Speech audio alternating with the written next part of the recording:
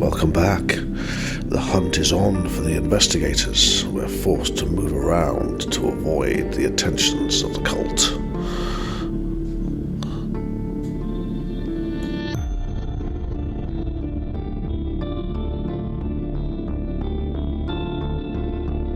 Let's ask our keeper to lead us away on Steady Rolling Man presents The Masks of Nyarlathotep.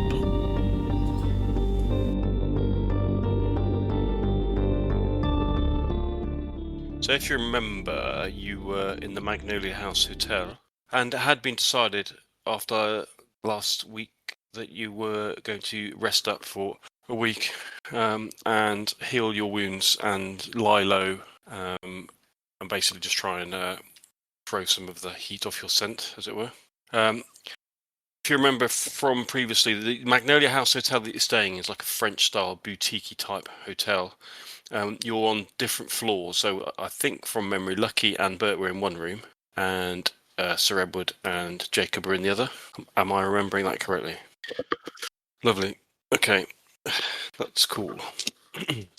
So we will join proceedings halfway through the week in Jacob and Sir Edward's room. Jacob, it's late at night. You've been kind of rolling around in your bed trying to get to sleep. Moving gingerly. Your wounds, although healing steadily, are still giving you some pain. Finally, you drop off to sleep. You see that Sir Edward, as he has been for a lot of this week, has his head buried in the tomes, the books that you have brought with you across the world, that he seems to be more than a little obsessed with. But you've got used to it and you drift off to sleep. You're not sure how long you've been asleep for when suddenly you're aware of the fact that you're awake again and all the lights have gone off in the room. But except for a very dim candle. The candles burn low, and its flames guttered, throwing long, trembling shadows across the room. You see that as you kind of open your eyes, you see that Sir Edward is sitting cross-legged on the bed, atop the tangled sheets. His shoulders are hunched forward as though bracing a cold that has nothing to do with the night air. It feels quite warm and humid in here. And you see before him on the bed lays one of the tomes that he's been studying. You remember him telling you that it was called the Book of Dzian. Its cracked leather covers strained against swollen pages. You see that each leaf is warped by age. The script within seems to be almost writhing in the candlelight. You rub your eyes as if you're half in a dream. And you now realise that actually you're not dreaming it, and Sir Edward's lips are moving in a slow, deliberate cadence. He's not chanting, but incanting something. It's like each syllable is almost being dragged from his throat, as though dredged from deep water. The sound is not Sir Edward's voice. It's barely more than a whisper, and you notice a bead of sweat trace down his temple. The words come across the room to you, and you can make out as he begins chanting that he is speaking in English, and you hear the verses that he's incanting.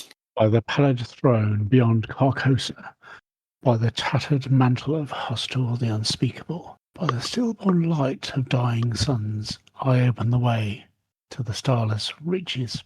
O winged ones who dwell in interstellar night, whose spirit between frozen worlds, where no breath may stir, hear the mark that burns unseen, hear the name that mortals dare not speak. Servants of the King in Yellow, attend my voice across the void. As he says the last word, suddenly the room becomes really cold. You're breathing, and you can actually see your breath in front of you, Jacob.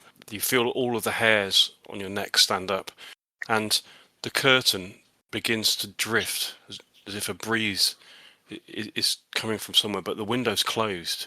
The curtain momentarily reveals the night sky beyond, and you see clouds scudding across the moon. You're sure that you see something large and winged in the sky, or did you? Again, the wind drops, the curtain falls, the coldness disappears, and Sir Edward's eyes open. Sir Edward, you see Jacob staring at you with his eyes wide. Sir Edward, are you with us? Jacob, yes? What were you doing? What was that you were doing? I'll look down at the book. Was I talking You were, don't you recall? out loud? Yes. I think so. Can't quite remember. What do you mean you think so? You must know whether you were talking or not. With these. Well, I was in my head. I didn't realise that I was speaking out loud. Perhaps What I was shouldn't it? have done. What was it you were doing? I think I've done it. I think I've learnt how to summon them. The wind spirits. I can do it. I know how to summon them. We can use them in our battle as a last resort should we need. Wind spirits? What are they? The servant in yellow, they are the manifestations, the creatures from beyond, from the frozen skies, the frozen stars. They are the Bayeki. Did you This summon time, one? I didn't think I had, but have you seen anything? I think you may have done. The temperature dropped in the room dramatically. All of a sudden, there was a wind, although the window's closed, and I'm sure I saw a winged creature through the window just briefly. If I did, it should be here momentarily, and then I will dismiss it. We do not need it now. Perhaps it would be sensible to attend to that immediately, Sir Edward. If you've summoned something, it needs to be unsummoned. Yes, so Baron, do I get a sense that it is here, or was I just close? I don't believe I have summoned it. I think I opened the door, but did not invite it in. If I had, I would know because I would be connected to it. Right. Today, Sir Edward, this troubles me. With nothing good has come of meddling the dark arts. Yes, so I know how you feel about it, and it's not something I relish, not something I enjoy. But we need every advantage we can have. You've seen how powerful these people are, not just in recent years, but down throughout the centuries. This will aid us. I think I'd be happier, Sir Edward, if you shared with us what you're intending to do in future. There was a second there when I thought perhaps you'd been possessed and might have needed to take some drastic action. Yes, it's a fair point to raise. I think it's just the stresses of studying this tome and these manuscripts here as well. It should be fine. It'll be fine. I shouldn't worry about it. It's just the act of learning the spell. Now I know how to connect to the outer world. I will be able to do it when needed. But there's nothing for you to worry about at the moment. I'll be fine. Well, I'll reach over to the table and have a sip of water. You say that, Sir Edward, but I'm not sure I'll sleep again tonight. But I think we should share this with Lucky and Bert in the morning. Yes, we need to be able to keep an eye on you for your safety as much as ours. Yeah, it is powerful magic, but I believe that we will be needing it at some stage. Sadly, they bring creatures to fight against us. We can use them to defend ourselves and turn the tables. Well, I only hope it doesn't come to that. But all right, well, perhaps you should have a break from studying for the rest of tonight, at least. Yes, tonight. I totally agree. I'll attend to my bed presently and close this book and put it on the other side of the room. Okay, you do that and you settle back down to bed, blow the candle out, and Jacob's going to sit up for a while in the dark, but smoke for a bit. I think he's going to find it a bit difficult to relax. So. Okay, the rest of the night for Jacob is going to be a non-restful. Okay, you have spent the better part of a week lying low in the Magnolia House Hotel, a small French-style establishment tucked near the edge of the French concession. The place has a quiet charm, wrought iron balconies, polished floors, and a faint smell of citrus soap that seems to cling to the hallways. After the chaos at the Indigo Hotel, the stillness feels most welcome. Your days settled into a slow rhythm. Bandages are changed, bruises fade, and the aches from the cultist's attack gradually ease. You sleep more than you expect to, though it's the kind of sleep that comes in short stretches rather than long, peaceful nights. Every now and then you catch yourself listening for footsteps in the corridor, but nothing ever comes. When you feel steady enough to venture out, you make short trips into the city. At the Shanghai Museum, sift through maritime records, old maps and fragments of local lore, hoping for anything that might shed light on Grey Dragon Island. You also replace the personal items stolen during the break-in at the Astoria Meridian, clothes mainly, and whatever other items you can't continue without. The errands are mundane but grounding. They help you feel like you're putting your life back in order, at least a little. But you do not venture out of the hotel needlessly, nor alone, nor altogether. Sir Edwards has spent most of the week in his room, absorbed in the corpulent tomes, leaning over the pages quite intensely. His eyes grow more sunken every day, his fingertips stain with ink and the brittle dust of ancient pages. Sometimes he mutters to himself. Sometimes he forgets to eat. Sometimes he looks up suddenly as if hearing something no one else can. He frantically scribbles notes, cross-references pages, and occasionally looks up as if trying to connect something in his mind. The work consumes him. Outside, Shanghai moves at its usual pace. As May comes, the air becomes notably warmer and more humid. The rain much more frequent. Rickshaws splash through puddles and clatter over cobblestones outside. Vendors call out in the streets at all hours, and you're close enough to the recreation ground to hear the cheering crowds at a racehorse meeting and a football match that take place over the weekend. It's a week of rest, research, and small routines. Nothing dramatic happens, and slowly your strength returns, and your focus sharpens towards the next steps in your investigation. It's 8 p.m. on the evening of Sunday the 3rd of May, and you're all sitting in Bert and Lucky's room after returning from dinner. Well, Bert, Lucky, I do have some news for you. It seems my research was successful. I've learnt the ability to summon one of those wind spirits, one of the Bayaki. Don't know quite yet how often or whether at all I will use it, but it is something that I now know. It is another string to our bow. And how does this work, Sir Edward, in terms of, is this something you need to, is it something that takes time or? Yes, maybe 15 minutes, 20, 25. The longer I take, the more successful it is. So I could spend a good hour doing it. So if we are in a situation where we have time to prepare, then it is possible. In the instant, no. And can you be confident it won't simply turn on you or us? Yes, yeah. As confident as I can be. How confident is that? Well, in a deck of cards, perhaps if you pick an ace, I would think, 95% of the time, something like that. There's always a tiny chance. But that doesn't necessarily mean that it will turn. It means that I may just not be able to call the creature from beyond.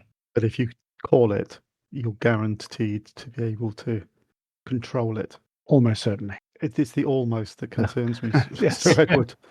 As I said, these are things dismiss that, yes. Yes, can you dismiss it once it has been called? Yes, I can. These are things that we are actively seeking to keep from this world. Indeed, and I would not do it lightly. Well, I would be hoping not at all, and maybe as a purely a very last desperate act. But as we've already seen in the past, you are keen to utilize these this dark magic perhaps more readily than we're comfortable with. It worries me. We've seen one of these creatures before, and it's, if I'm reading the notes correctly, did one of them not kill your son? Indeed it did, which is why we're using the enemy's weapons against them. Something good has to come out of his death. I'd ask Sir Edward that you don't use this power unless you've discussed it with the rest of us first and we've agreed that it should be used. What really troubles me is, I know, Sir Edward, you're motivated by the best of intentions and trying to increase the weapons at our disposal, but the other night I think you inadvertently summoned such a creature before dispelling it. You were as if you were in a trance, and I'm not entirely sure that you were fully in control. And if there's a chance that you're not fully in control, then something else may be in control. So I think it should be an absolute last resort and not something that should be done without all of us agreeing. And we also know from experience how draining it can be to draw on that power to the extent that I believe that the last time I attempted such a spell was what triggered my breakdown, which led me to kill Wilfred. If something similar happened to you and you have the power to summon a creature like that, and then your mind cracks, then who knows? It may kill us all. All valid points, and I agree with you. But I'm sure, having had a couple of days to think about the events, it was the act of opening the door on the initial occasion. The creature didn't come through. I'm sure of that. Otherwise, I would know it, because I would be able to have been able to talk to it. You connect to them on a mental level, and I did not have that. As I've looked further in, it was just the initial situation where I learnt the spell. Too many nights studying the books. That's all it was. But yes, there's certainly no way I would summon one of those things without informing you first. The last thing that you'd need is a surprise of that nature, not knowing whether it was called by us to defend us against the cultists and their powers, or whether it was just there to attack us. Or if we would, as Jacob mentioned, that he was concerned that it wasn't you that was in control, I would hate for us to think that you'd succumbed to a darker power and were under someone else's control and summoning, because in order to stop you doing that, it would end badly for you. So warn us if you're going to do it, because we may take drastic action to prevent you succeeding. Yes, that's a wise course of action. But in this case, it was just I was overtired. I've been reading the tomes, the manuscripts for too long, and it was just that initial. Can you say the initial click in my mind as I suddenly learnt how to do it, when everything fell into place, all the words, all the pages. Now I understand how to do it. Let's just say in future, no summoning before bedtime. Quite so. As I said, it's one of those spells. It takes a while. Remember the stories of Gavigan. He must have had time to prepare for your arrival, and have known that you were on the way. Look at Jacob and Bert. So it's something that we would only do when we know we're going to, for example, disrupt a ceremony. Well, I was just about to say, if there was a moment to use such a power, it may well be that it would be when we visit the island, because by all accounts, it'll be a stronghold. There's definitely activity there. They're building something. There will be lots of them, and no doubt they would have the ability to summon creatures as well. And I would rather that, as you said, use their own powers against them than us being killed before we get a chance to do anything there. So perhaps we need to discuss what we're going to do. How we would use the creature as well. Well, I would instruct it to kill everything it sees that isn't us. That would probably be enough. But I'm thinking more along the lines of subterfuge and surprise. If they are chanting and incanting, maybe when the creature appears, they believe that they had summoned it, and it could, say, stand there and lull them into a false sense of security and then attack. I'm not sure that I'm not educated in the ways of summoning creatures, but I'm not sure you could summon a Byakhee and say act casual when it appears. And also, surely they would know what they were summoning. Yeah, but they're foot soldiers. May not realise until it's too late. Maybe, or maybe we just hide behind a pile of rocks. You summon it, and then that creature can let loose. I'm not sure the dogs of war. Exactly. At the same point as we open fire with very long-range rifles and try and take out what we can. But I think we're getting ahead of ourselves. Yes. Before we discuss next steps, can I just mention something just before we forget? Aren't most of us without passports at the moment? I don't think we'll need passports to get to the island, but yes, we are. Well, So I just wonder if, at some point we're going to need to leave Shanghai, and if experience suggests anything, we may need to leave in a hurry. Perhaps we should set that hair running in terms of getting replacement passports before we do anything else. the risk being, of Yes. course, that there are contacts in consulates or embassies that would make them aware that you're trying to gain replacement documents. Well, yes. it is a risk, but they know they've taken them, so they know we're without passports, and they'll know we're going to need passports. So, Well, we could probably get out of Shanghai. So if we paid somebody enough, they would take us on a boat. But it was when you get to the other destination that it would be a bit of a problem. Yes. So you're suggesting that maybe just some visits. it's likely to take a few days. So the sooner we start that hair running, the better. Yes, I know. I absolutely agree. And also, whilst we're thinking about things not to forget, I was reading through Douglas's bundle of notes the other night, and it occurred to me that the AP that was mentioned in the packages and in the letter could be Aubrey Penhew if he didn't die in the expedition.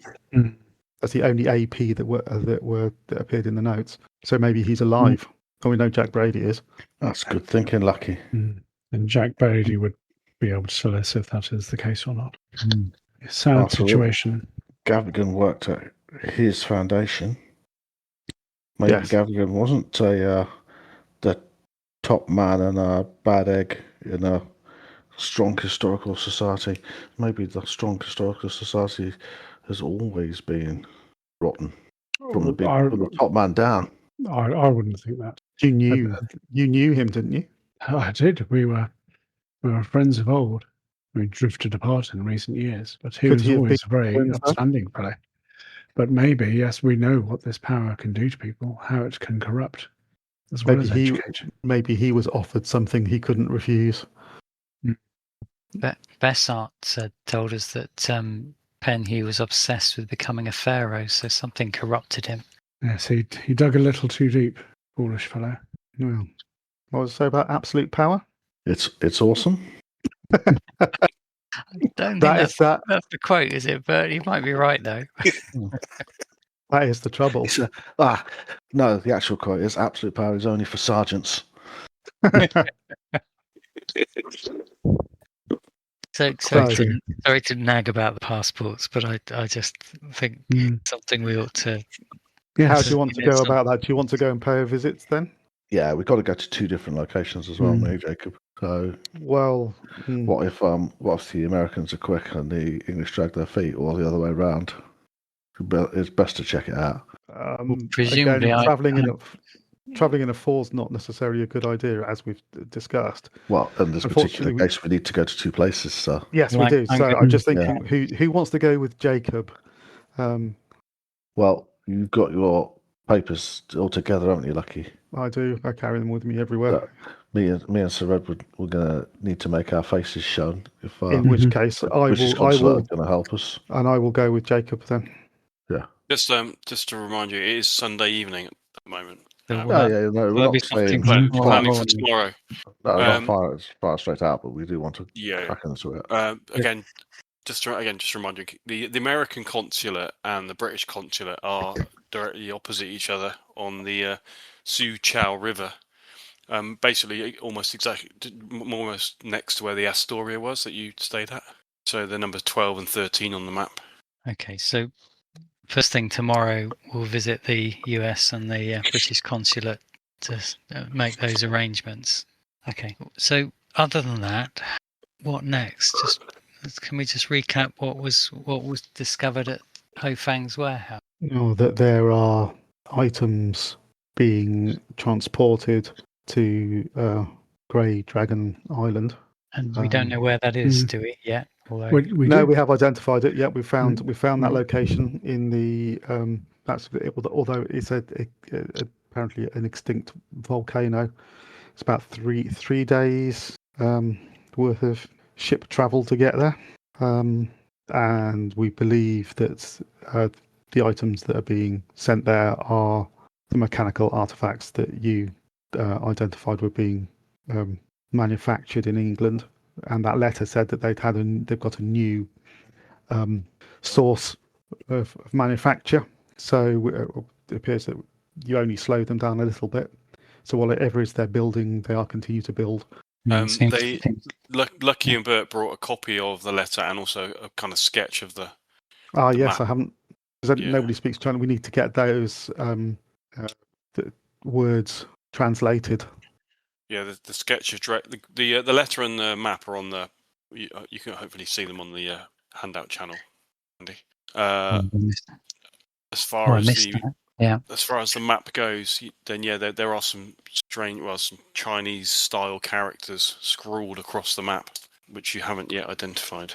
So we know that it's an atoll 300 miles southeast of here, surrounded by treacherous waters. Do we know if it's inhabited? No, worthless spot, just rocky outcrops. That's what's written concerning the reef, the island.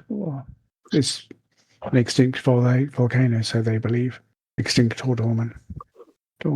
But as I'm sure we realise, it's not uninhabited at all. So we know that they haven't found Jack Brady.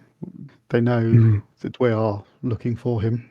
Shafiq has found a new manufacturer, and that's being transported to the island.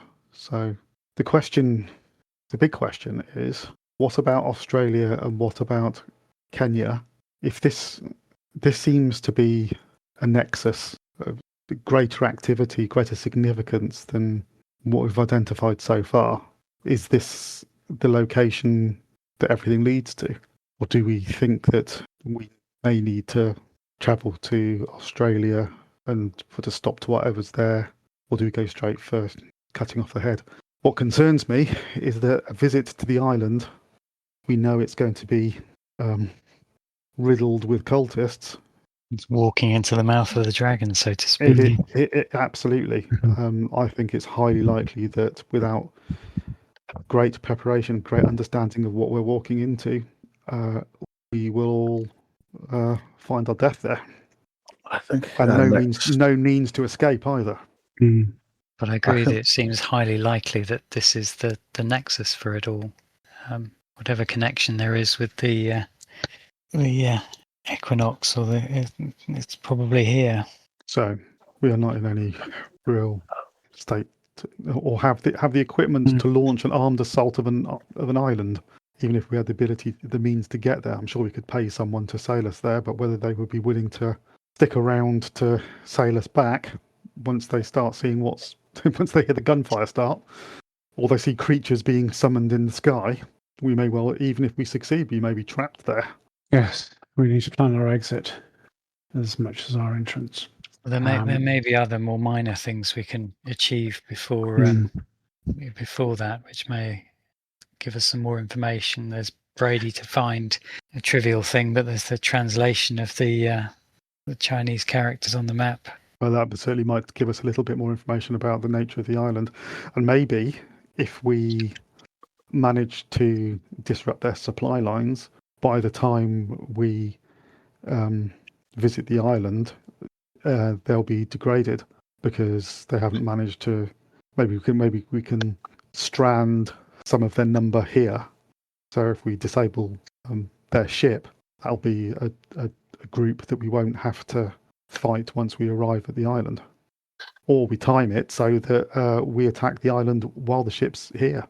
Just as you say that, suddenly all of you the air in the room just starts to feel really weird. Like it's almost like you can feel like a static in the air. Like you start looking at each other nervously. There's something. Stand up, go to the corner, pull my gun. Okay. Everybody sees Lucky. You stand in the corner, like your eyes wide. Then all of you that are wearing the Watching Star pendant, suddenly It's quite dim. It's quite dim in here. The lights on, but suddenly you're aware that the pendants start to glow. Even the wooden ones are emitting a like soft light, and then everything just goes pitch dark. All of the lights go out. Well, you're not sure whether they go out, but you can't see them anymore. It's absolutely pitch dark. You can't see anything in front of your face. Can you hear me? I'll say to everybody. Yes. Yes, mate. Sir Edward, is that someone? Is that the pendants protecting us? Could be. Are we still in the I've room? not encountered this before. Can we feel everything around us still? Don't Yeah, you put your hand out. Oh, right. You put your hand out. Mm. The darkness kind of slammed down like a curtain, but other than that, you can still feel objects. You can still hear. So we're still in the room. Around you. It's just pitch black in here. Yeah. Okay, I'm going to crouch down on the floor with my gun out on my haunches. I'm going to listen very carefully, see if I Okay. can hear anything approaching. Okay. You listen. You don't hear anything.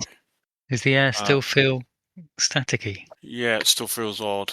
Are the pendants still glowing, or have they gone black as well? No. When the darkness fell, the pendants you can no longer see them. Mm. You can literally there's nothing else apart from the darkness. It feels and the weird air. Everything else seems to be. Can you everybody make a spot hidden roll, please? Jacob fails. Well, amusingly, I've rolled 99. Okay. I got not a regular success. But because I've just been forced to read my watching star to see what was going on, I've forgotten I got a bonus die on spot hidden from my metal watching star. Success. There you go then. And what about you, Sir Edward? Failed. Okay. Bert and Lucky, you both have this really odd feeling that you're being watched, or at least something is trying to watch into the room. It's a very strange feeling. You're not sure where it's coming from, but it certainly is how you're feeling. Suddenly, the blackness lifts as quickly as it fell, and you're all staring at each other in the rooms, like across the room from each other. Someone was trying to find us. Yes. And the only question in my mind is, were the pendants protecting us? Is that what the darkness was? Did it? So they may not have found us, but they may have found somewhere they cannot go, which in itself is telling them where we are. But it's clearly strong magic in order to be able to activate them in such a way. Do we know how the pendants work? Because it wouldn't seem to be particularly comprehensive protection if it effectively creates a dark zone and alerts the watcher to something that's being protected. Well, I know that people have been trying to find me before, but I've never had this. More powerful magic, maybe it's overpowered it. Certainly more powerful than I've come up against before. Well, we need to move as a precaution, don't we? We do. Now, I would suggest immediately, even though it's... We need to gather up our things, gather the items, artifacts. I'm going to be really annoyed at you, Sir Edward, if a barky crashes through the window now. That's what I'm going with, is it annoyed? I think my initial reaction might be slightly different to annoyance at Sir Edward, but let me just... I'll be quite relieved if I get the chance to be check annoyed. I'll go over the room and pick up my notebooks and have a search through those. Yep. While he's doing that, I'm packing everything away as fast as I can. Yeah, I'm going to start packing as well. Here it is. And you have written something down about that. We should be fine, gentlemen. The darkness was just to alert us that someone is looking for us. But because of the way they try to find a path through the infinite spaces between the stars, they are looking for our spirits, perhaps. But they can't find us on the mortal world. So they're looking from an immortal world into the mortal world. But they have to take a circuitous route. Not really making much sense. But the stars were really just to alert us, I think, that someone is scrying and looking for us. But not necessarily. They would know where we are. They would know that their spells have been blocked, but they don't know where it's been blocked from. Well, that's reassuring, but we had agreed before that we would move regularly, and we've been here for the best part of a week, so perhaps the time has come to move. Yes. Yeah. I'm sure they didn't find us. The stars are just telling us that someone is looking for us. Because they're not looking in the mortal world on a map. They're looking from another dimension, another plane, another universe. Again, Sir Edward, I'm concerned by your qualifications in that you said we should be okay. Or, as you said previously, you should be able to control the Bayaki. I would much prefer it if you're a little more concrete in your... Sorry, I was being far too scientific. I should, just lie to us, man. Give us some false confidence. Yeah, false confidence would be perfect at this moment. Indeed. We'll be absolutely fine. Nothing to worry about. Carry on. Exactly. Right. Let's move. Continue packing. We can continue this conversation in a new hotel. But whoever it was looking for us. They have not found us. All they know is that their attempts have been rebuffed. Right. Can we check out? Mm-hmm. I want to nip downstairs and check out. Tell them that we're leaving, and I'm going to take my sketch of the Grey Dragon Island. I'm going to fold it in such a way that only the Chinese writing is visible, and I'm going to ask the receptionist to translate it for me. Okay. The receptionist does appear to be of Chinese origin. He says, "Can I help you, sir? Are you enjoying your stay here?" Oh, very much so.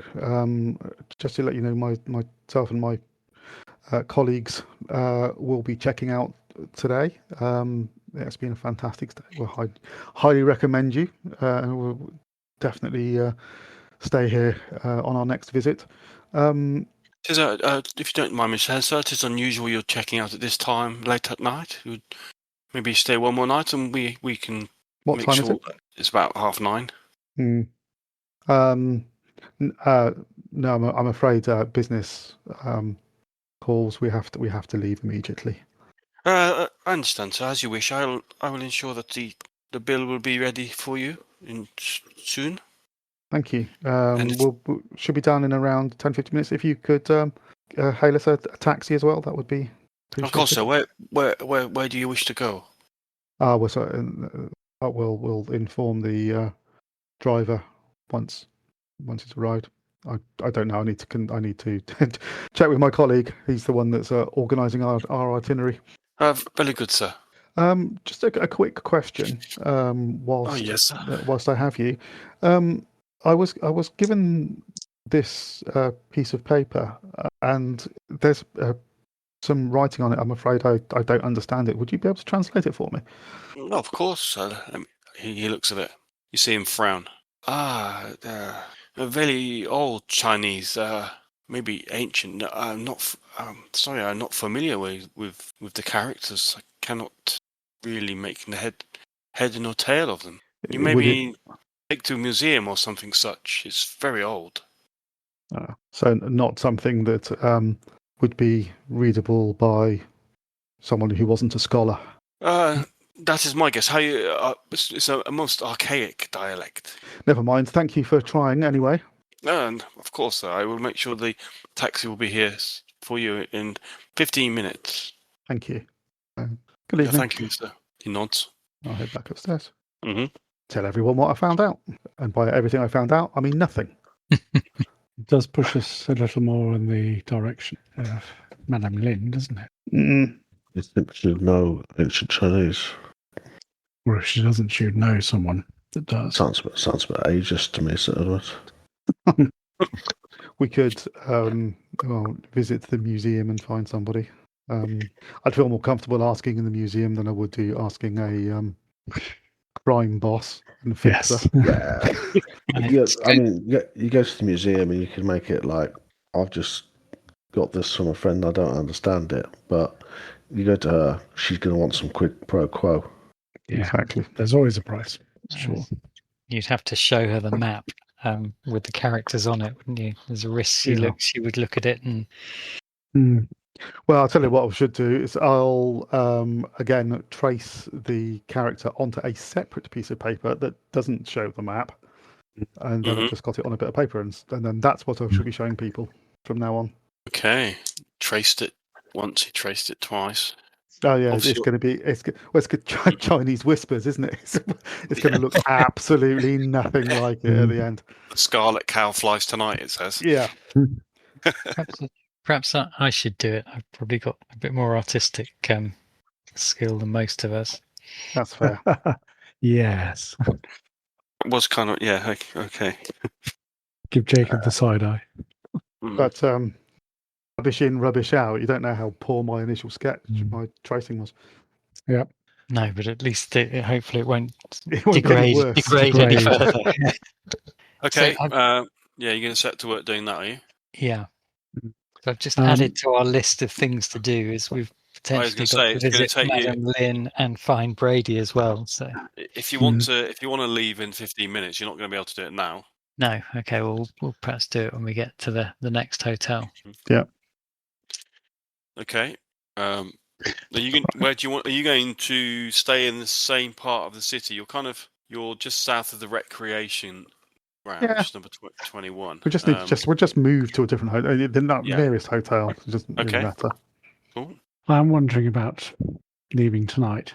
I think, as I said, I am sure we will be fine and that no one has found us. We were just alerted to the act of someone looking for us. It's all very well, Sir Perhaps- Edward, but I've checked out. Well, I'm We sure need- they would That ship, take on that money ship for has another day. sailed. They We would need- take on money for another day, surely.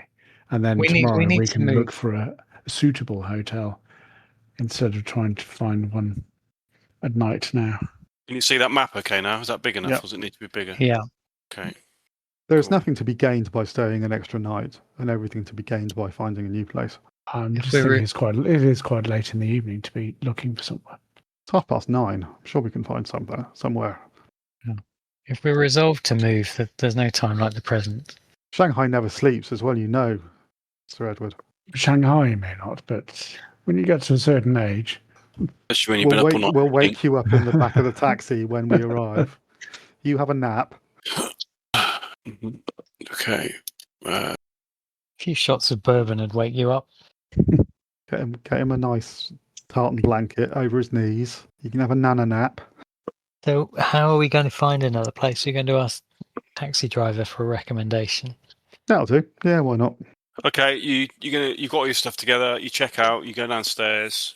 So you go downstairs, check out. And then the taxi is already waiting for you outside. It's actually a car. Ooh. So to the driver, could you recommend any hotels within a mile of here? Be better than this one. He looks over your shoulder. What type of hotel you want? Expensive or? Something equivalent to the one we've just left, please. No problem. You get in. I take you. I know lots of hotel. Excellent. Carry on, sir. We get in. Mm-hmm. going back Okay. to what we were talking about earlier, where were the consulates? American and British consulates? 12 and 13. Okay. Right. Thank you. Okay. Yeah. Okay. You jump in the taxi. The weather has taken a turn for the worse. It's pouring with rain, and the streets are awash with the lights from the neon. It looks quite a different atmosphere to previously, but you can actually feel how much warmer it is as the humidity it's quite significantly increased in the last week. He say he's driving. The driver takes you away from the real hotel, and about 5 minutes drive south, a couple of blocks down. He says, here, the Midnight Lotus Hotel. Here, not very cheap, not very expensive, just like the one you come from, Magnolia. It's safe, very, very friendly. That good? Perfect. Thank you. Go. He pulls up in front of it. You see the 3-story Midnight Lotus in front of it. It's not a rich area, but it's certainly by no means poor. The hotel looks well-to-do. It's in good condition. Looks like it's been recently painted. The area that it's in again looks fairly safe. In fact, you even see for the first time for a while you see some police standing on the end of the road. So you're happy to go inside? Yeah, I think so. Okay, you're able to put yourself in, and the Midnight Lotus actually has adjoining rooms on the second floor that you can have. Is that Work with that then. 2 adjoining or 4? No, just 2. You can't. It's just 2 adjoining. They're 2 twins. I'm fine with that. Yeah, seems fine. Okay, you unpack. By the time you've checked in, unpacked, and got yourself sorted, it's pushing on for 11 o'clock. I'll trace the characters on that map while I Okay. think about it before I'll make a roll turn on that. in. Okay, you do what looks to you and everybody else to be a pretty good job on that. It's very difficult. It's impossible to tell the difference between the original and the one that you've copied. You're in the city now. You're about here, Okay. where that long main road goes. There's that's it. So for tomorrow, job 1 is to visit the consulates to put the wheels in motion to replace our passports. Then Yeah. we've got Madame Lynn to visit. We need to translate those characters. And did you say is there a letter as well we need to translate? The letter is in English. Yeah, I know. Oh, the Don't need letters. that. Oh no, so okay. Have we got any further leads on Brady? No, this is the problem. Although my research, and perhaps this is something for tomorrow, I do have more information. I believe I know the source of the strangeness of the crew of the Dark Mistress. And I also have hints at what they may be looking for or have found in Australia. And what's that? A city. It's the manuscripts that I've got there, Gnostic manuscripts. A collection of papers and basically translated from works that someone had taken out of the Byzantine Empire as it was crumbling to dust, and translated into Middle English. There's a fair amount of collaboration and commentary and references to this sort of historical work. Sections for Hyperborea, Atlantis, Jupiter. But in the notes, in one place, there's a city of a great race that they mention. There's a lengthy passage and something else that I'll tell you later. But a speculative note that the sort of history of the source material is prehistoric, and in a library in a city, this forgotten city called the city of Nyarlathotep, which the author thinks may be in the Western Australian desert. So maybe that's what they're looking for. It is written, as I said, in Middle English, so it's medieval in the way that they're talking about such items. So we would view this as fanciful. But as we know, what we think of fiction sometimes turns out to be true. That millions of years ago, hundreds of millions, the Earth was populated by alien races. And with technology that far surpasses anything that we have these days. One of these races was called the Great Race of Yith, and elder things are also mentioned. And these seem to be the names of these two races, the Great Race of Yith and the elder things. And they have been at war with each other for millennia. And there's another race referenced called the Flying Polyps, which occasionally would wage war on the Great Race also. So maybe this is what they're trying to find in Australia. Australia, as we know, is an old country. So maybe that's this history has been buried deep there, and by the sounds of it, found again. Might that be the source of the technology that we've covered?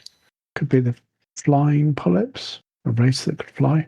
The fact that technology has surfaced and is being replicated may suggest that they're doing more than simply seeking it out, and that they've discovered it.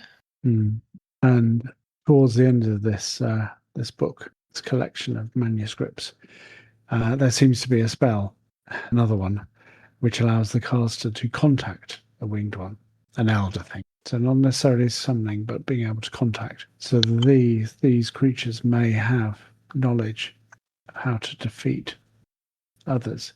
If it turns out that we are fighting a great race of Yith or the flying polyps, then if we could contact an elder thing, it may assist us. Have these races been in some eternal war?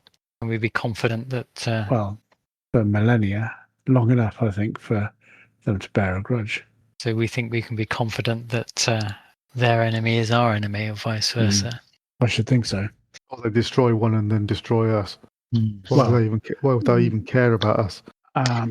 If it seems that one of the races is looking that it might gain an upper hand, I'm sure another one will do anything to counter that activity.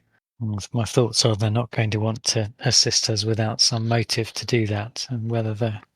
About revenge against the other race.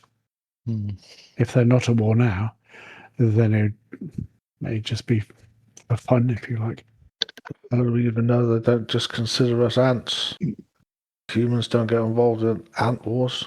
Why not even care what we want? That may well be true.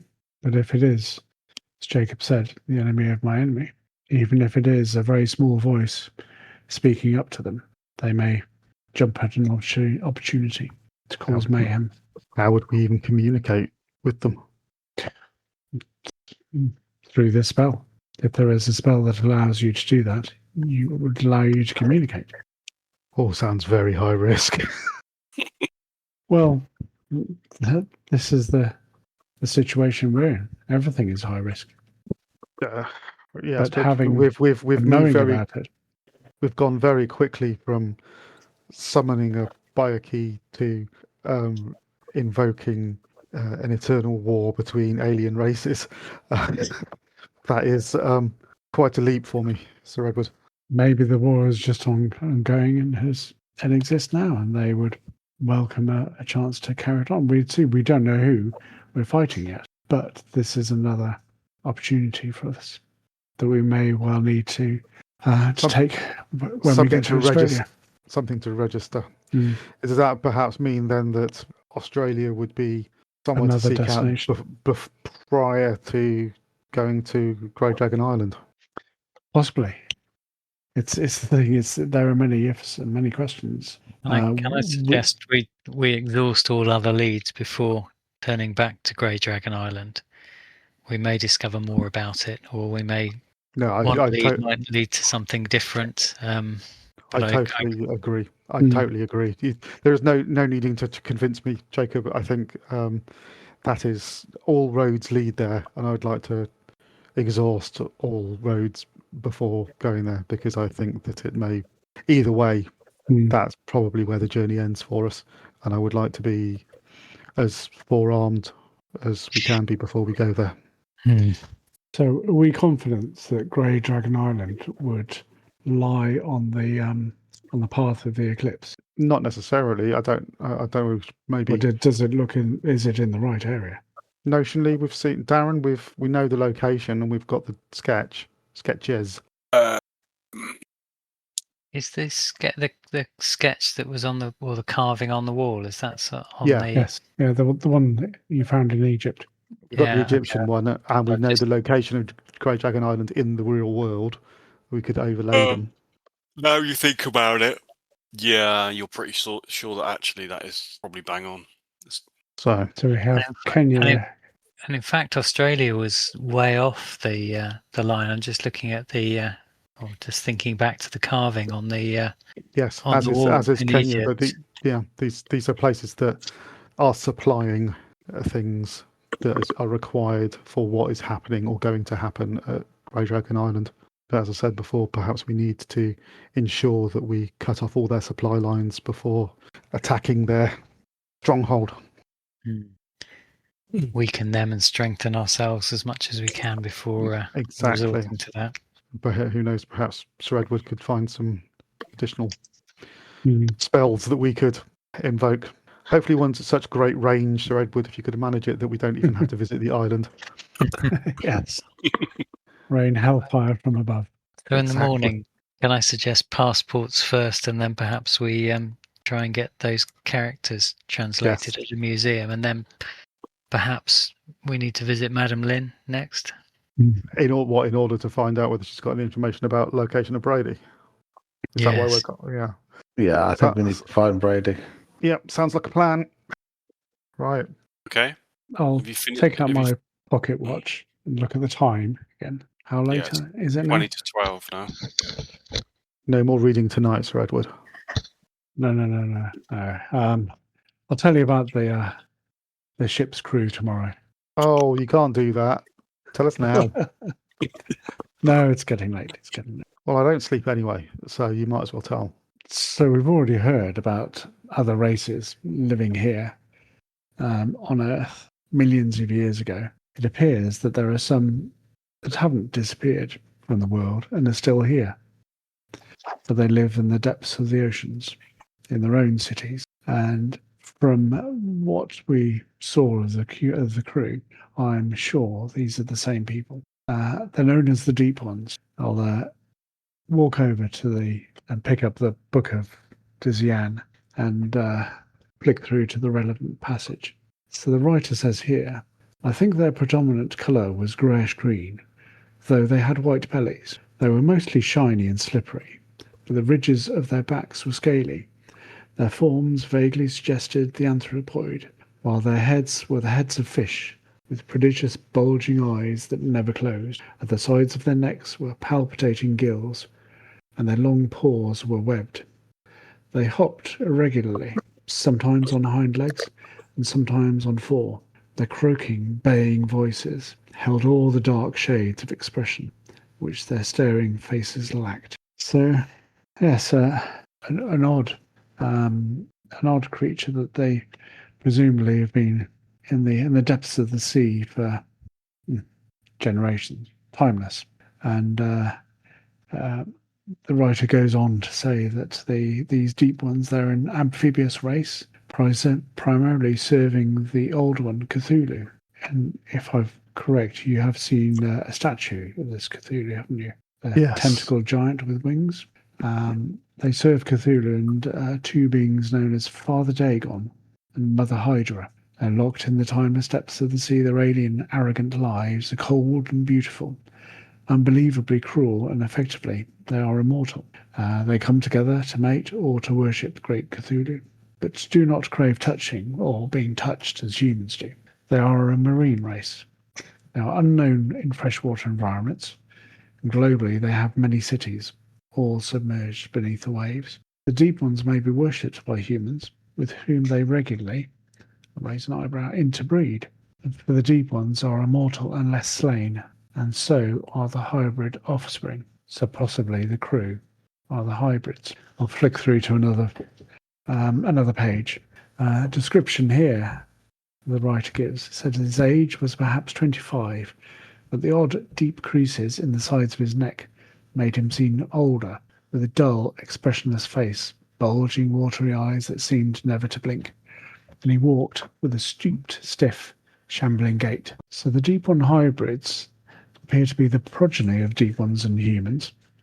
The offspring of such unions are usually born as normal humans, but the changes in their appearance and physiology tend to occur in their late teens. By middle-aged, most hybrids display some form of gross deformity, and such individuals retire to the privacy of their close shuttered homes. Within a few years, the hybrid undergoes the final transformation into a Deep One and embarks on a new life in the sea. It appears that maybe 10% of these hybrids do not complete the transformation. They're doomed to spend the rest of their life in this half-human, half-Deep One state, while a further small percentage do not undergo a metamorphosis at all. And the Deep One genes are essentially dormant and miss a generation, only to manifest in a future descendant.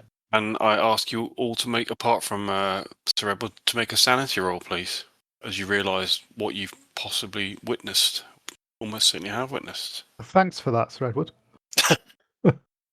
Jacob fails. What a surprise. You've just driven Jacob mad again. Mad. Albert passes. Hey. I just shrug it off. Don't Yeah, believe it. yeah, whatever. Yeah. You lose 2 sanity, Jacob. Yeah. Jacob kind of cries out as you come to the end of that passage, and he slumps down onto the bed, like draws his knees up under his chin. Oh, foolish man. I shouldn't have said anything. I just thought the knowledge needs to be shared. Of course, I forgot how fragile Jacob is. I'll walk over to him and sit down next to him. Jacob, you momentarily just reacted to that.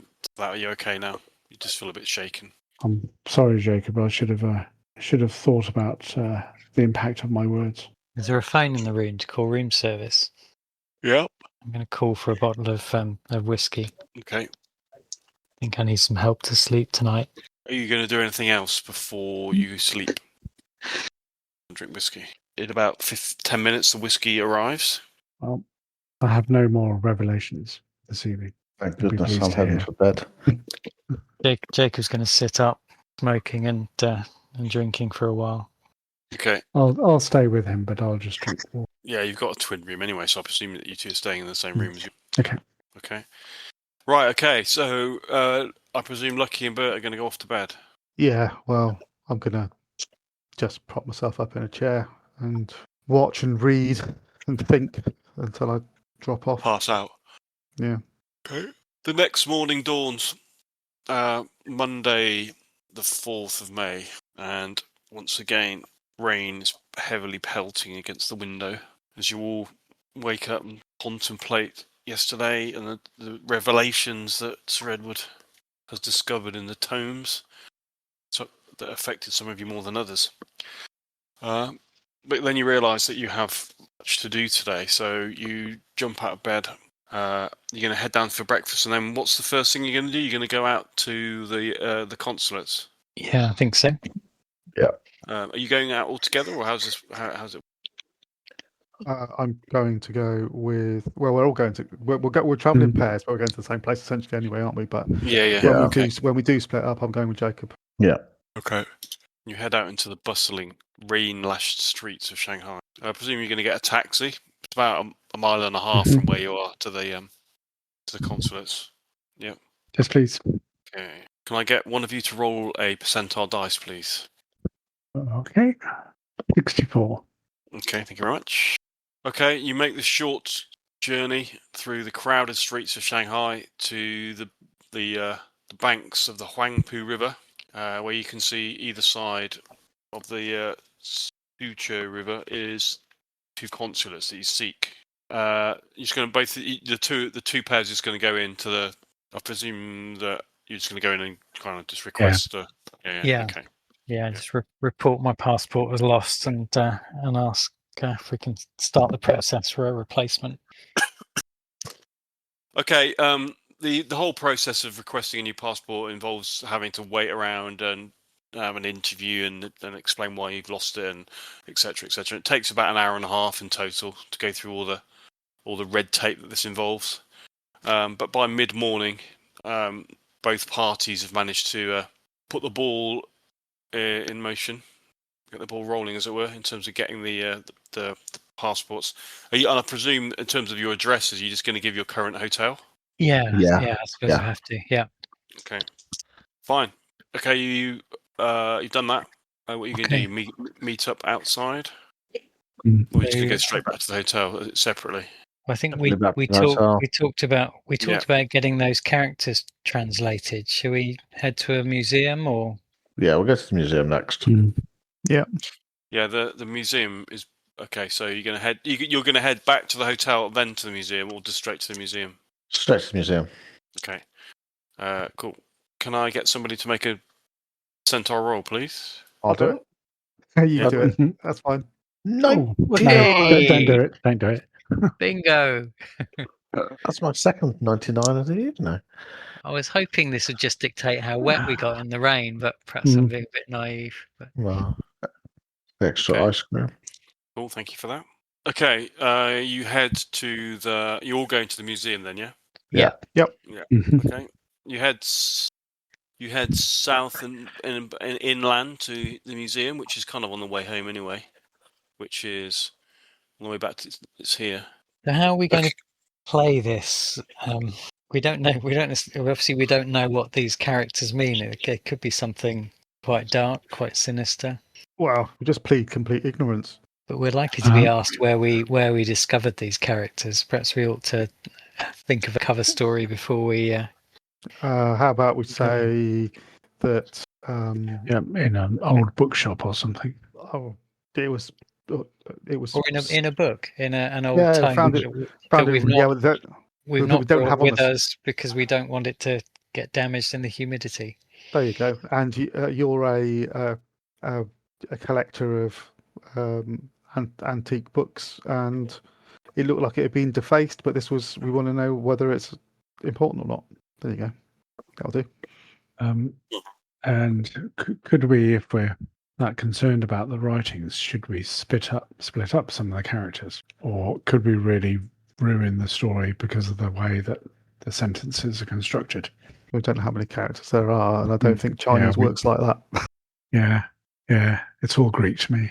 Hey. I think the likelihood is they probably need to be translated together, don't they? Yes.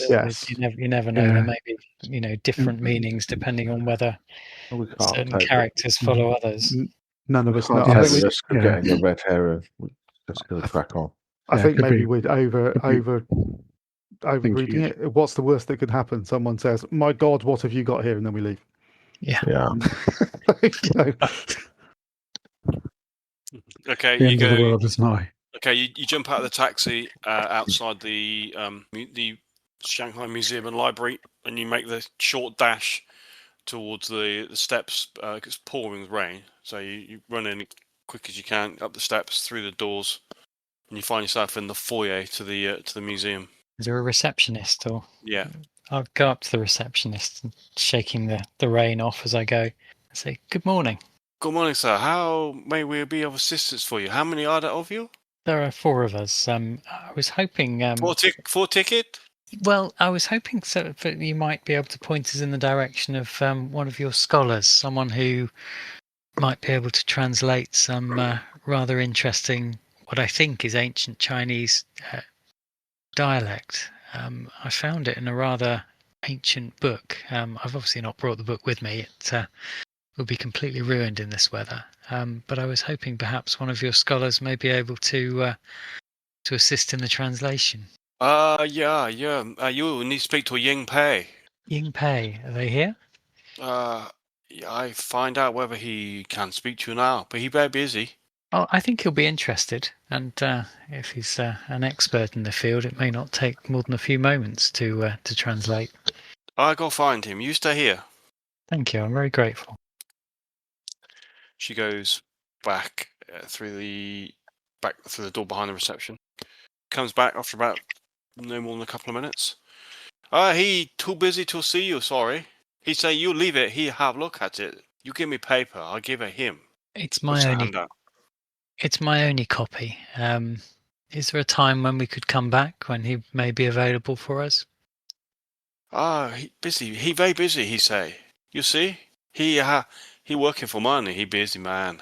Well, I'm sure his time is very valuable, so to speak. Perhaps we could pay for his time. I'm busy too. Well, of course, if Ying Pei requires some assistance, then I'm sure we could come to an arrangement. Yes, arrangement. It must cost a lot to run the museum. Any donations, I'm sure, would help. Oh yeah, we like donate. She points to the end of the counter. Yeah, you donate for the museum and also for museum stuff. We don't pay much. You tourists, you help us. Well, how much of a donation would we need for perhaps half an hour of Ying Pei's time, including, of course, a donation to your good self? I say $5. $5. What about $3? Yeah, $4. $4 it is. Thank you. You're very generous. You go sit over there. She points to some chairs. Okay, let's take a seat. Okay. After about 15 minutes, you see a surprisingly young Chinese gentleman, probably only in his late 20s, maybe early 30s, in a smart Western suit, comes through a door, the same door that she disappeared through previously. and he comes across the. She points to you, and he comes across the foyer. Good morning, gentlemen. I understand that you're looking for some help. My name I is am. Ying Pei. Well, Ying Pei, thank you for agreeing to see us. I wondered if you could help us. We're in need of your expertise. I deal from time to time in rare books, and I've come across a rather interesting tome.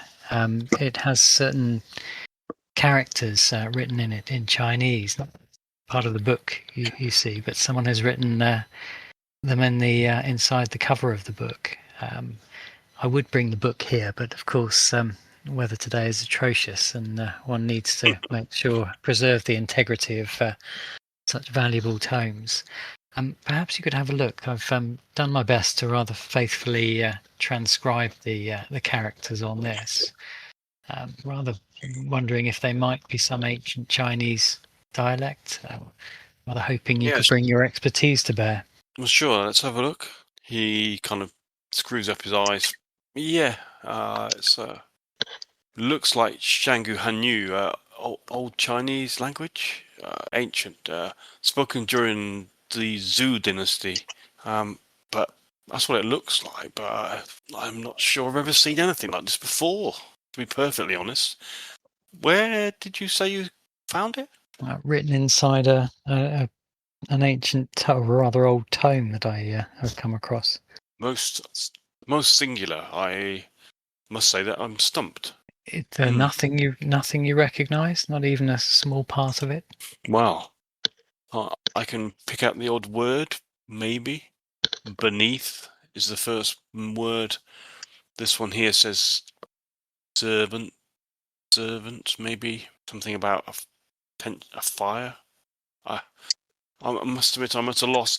Sadly, my teacher, Mr. Moo, he's retired now. He was very much an expert in these ancient languages, but alas, he's no longer with us.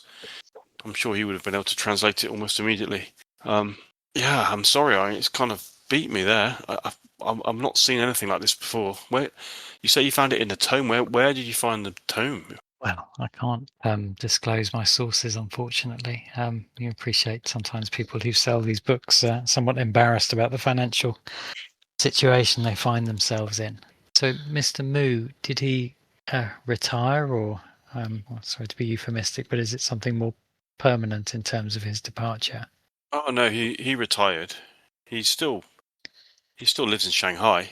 It just doesn't work for the museum anymore. But he's he's one of the oldest and most respected historians in the city. Yeah, I could maybe take it and ask him whether he would have a look at it for you. Could I'll look you- to the others. An Shall we? introduction would be helpful. I'd feel a little bit nervous in introducing you to him. He's supposed to be retired. I'm not sure he would.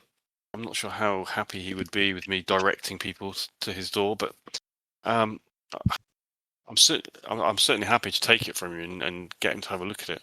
Do we leave it with this gentleman? Perhaps we could return tomorrow. Why not? And of course, we'll cover any expenses you have.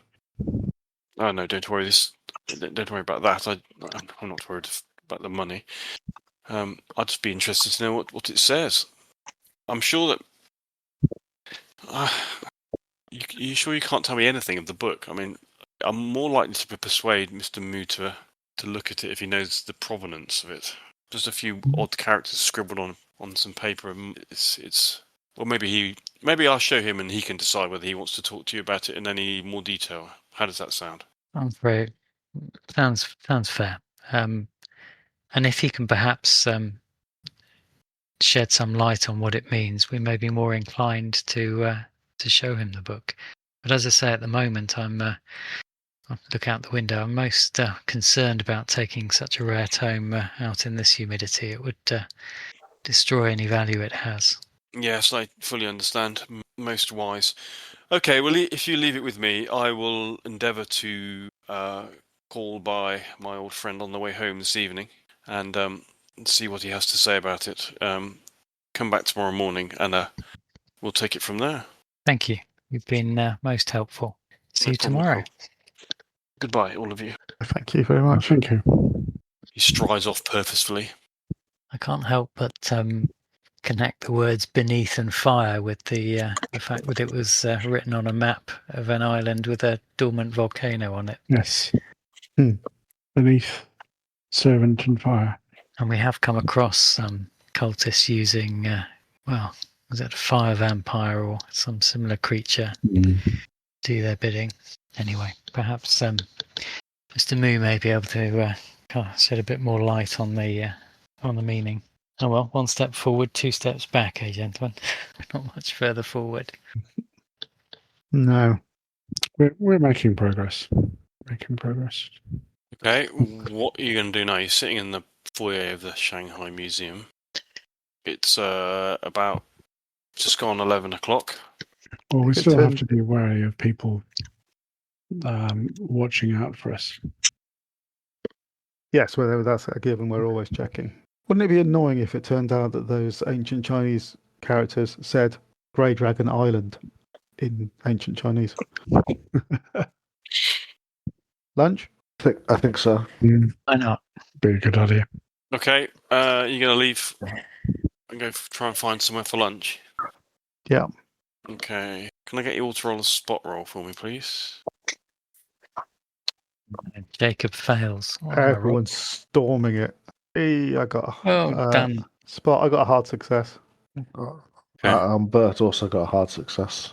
Redwood got a standard success. Okay. Okay, you head back out into the city, and it's not very difficult to find a restaurant or a cafe to have lunch.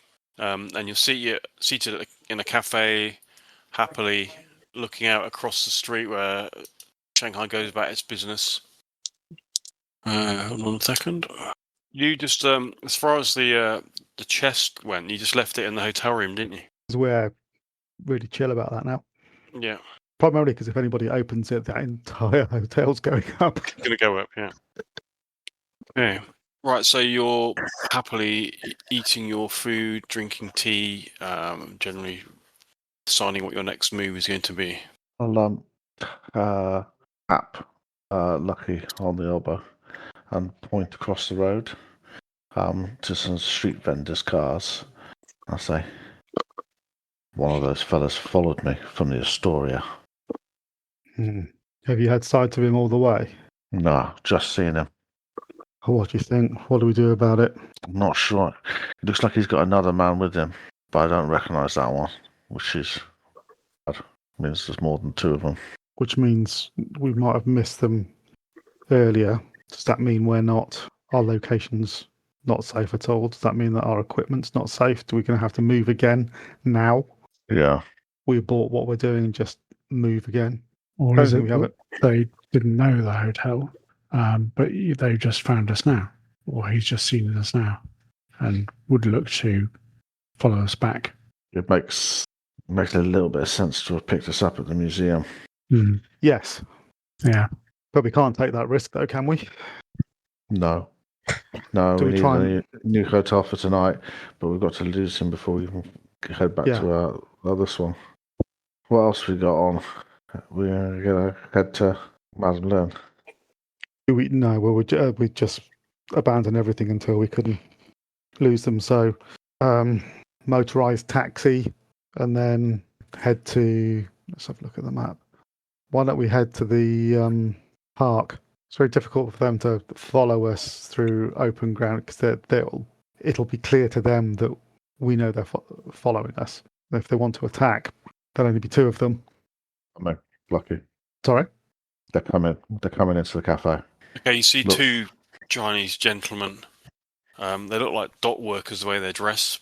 Quite scruffily dressed with caps, neckerchiefs. One of them smoking. Take my pistol out and hold it under the table. They come into the cafe, and then they talk. Obviously, talking quite order in Chinese, and then they go and sit in the corner on a small table. When we ordered, did we pay? Do we still? Yeah, you paid. No, you paid when you went. We just get up and leave right now. Get up and leave immediately. Yep. Okay. What we could do is put one of us hold the door shut so they can't come after us. Yeah. Okay, you're just gonna get up and walk out. Yeah. Okay. Yeah. And take the first side street. Okay. When you get up and walk out, they basically just follow you. They get up and walk out behind you.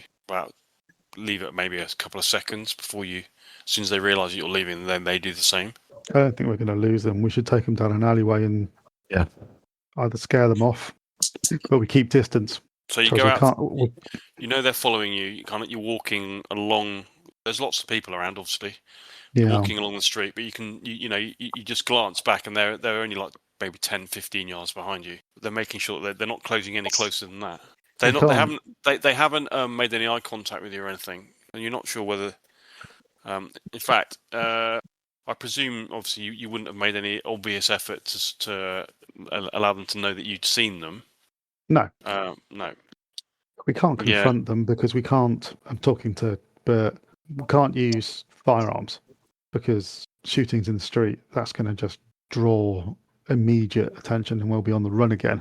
But equally, I don't want to get up close to them and get a sickle in the neck. And we're rolling the dice that they're villains. There might be cops. I've been followed by a cop or two in my time. It's possible. It's a really slim. But do you want to take the risk? Well, either way, we don't want to get. Don't rule it out. Well, do you want to stop and ask them what they want? Why don't we take them a merry dance? Let's take 6 lefts and 4 rights, and then another 2 lefts, and just dance around in circles for a little bit and see if they stick with. And if they do, maybe we do just ask. Why not? Then fine. Yeah. Okay, you're gonna do that for a bit then. Yeah. Are you walking? Are you walking? I mean, you can't really walk 4 abreast across the path. So you 2 and 2. Yeah. Okay. So Jacob and Sir Edward in front. Mm-hmm. Bert and Lucky in back. Okay. Are you going to stay? You mentioned alleyways before. Are you trying to stay on roads, or are you going to try and duck down alleys? Hey, what are you going to do? I think for this part, let's stay roads. Okay. Because I don't actually want to lose them. I just want to see how persistent they are with us twisting and turning. And also, if we go down an alleyway, they might want to attack us. It'll reduce the chance of them attacking us in broad daylight on the street. Yeah. Okay. Right. They're just following you. If you stay in the streets. Like you said, you take lefts and rights. You're presumably going like randomly round in circles, etc. Yep. Yeah, they never get any closer than like 15 yards away from you now. But they when you stop, they stop. When you start, they continue to follow. Why don't we just stop in the street and call them over? See what they do. Use a busy street. Yeah. Okay. You choose. Well, you're just going to stop in the street. Turn around, stare at them. Both of them stop. They both kind of look at you. One of them's leaning up against a lamppost, languidly smoking. The other one's staring like aggressively at you. But they've stopped like 15 yards away. Could they be concealing weapons, given what they're wearing? Potentially, but you don't think they'd be concealing anything the size of a sickle because they were quite large and they haven't got enough clothes on for that. But you're not sure whether they might have a knife. Could we go into quite a busy touristy area and where there might be some police and where they're going to stand out? Because you said they look quite scruffy like dock workers, did you? Yeah, they do, yeah. I mean, if we go somewhere fairly well-heeled and where there's a lot of foreigners, they're going to stick out like a sore thumb, aren't they? Well, yeah. So what we could do is go there, and if they still follow us even then we stop. If they stop again, we walk towards them. And if they do start something, then there's going to be police there to protect us. Yeah, I quite like that. Let's just walk towards a nice part of town, try to find a policeman, and then stop and stand next to the policeman. Or we go to the policeman and say, sorry, we think we're being followed by those two. I think they're trying to mug us. I think so. Play the innocent tourist routine in an area where they're going to stand out like a sore thumb. Yeah, let's do that. Okay. I like have the authorities do our job for us. Yeah, scare them off. then we can get a taxi and carry on. Okay, yeah, hold on. Yeah, if the police go over and talk to them, we can make our escape quite there and then. That's Inspector Zoo. I know him. We've got another answer, haven't we? Okay, you walk for about another 10 minutes, heading towards, like you said, towards the more salubrious parts of the city, and they just follow you in exactly the same fashion. When as soon as you get to that area, you do now start to see more of the Shanghai Municipal Police. They're a lot more visible in their dark navy uniforms. And in fact, the street you're currently on, which has got quite a lot of nice shops on it, you can see at least 2 groups of foreign branch, so mostly British police, members of the Shanghai Municipal Force here. So it is quite a well-policed area. You notice that your followers have dropped back a little bit since they've entered this more policed area, but they're still following you maybe about 30 yards back now. The Shanghai Municipal Police, the foreign branch, they have like dark navy tunics, peak caps, leather belts, and you can see they've all got revolvers at the holster as well. So they have white gloves, so they kind of stand out. They're quite a formal looking uniforms that they wear. What are you going to do? We approach the police. You say you're going to, or was that a question or a statement? It was a question. Shall we? Yes. Yep. Yeah. I like the plan. I'll walk straight up to one of the police officers and say, "Excuse me, officers, do you have a moment?"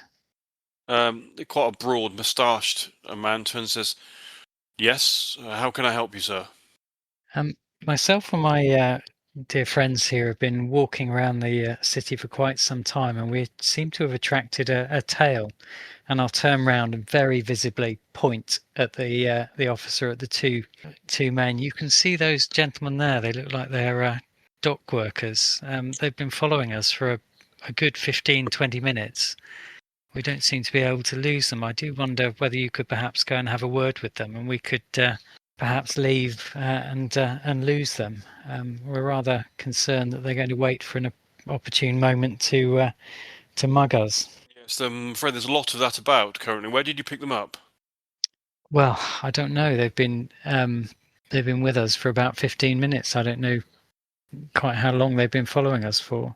You need to be careful travelling on foot. I'd suggest maybe the taxis, much safer. Well, perhaps we could get a taxi, officer. Well, would you mind having a word with them?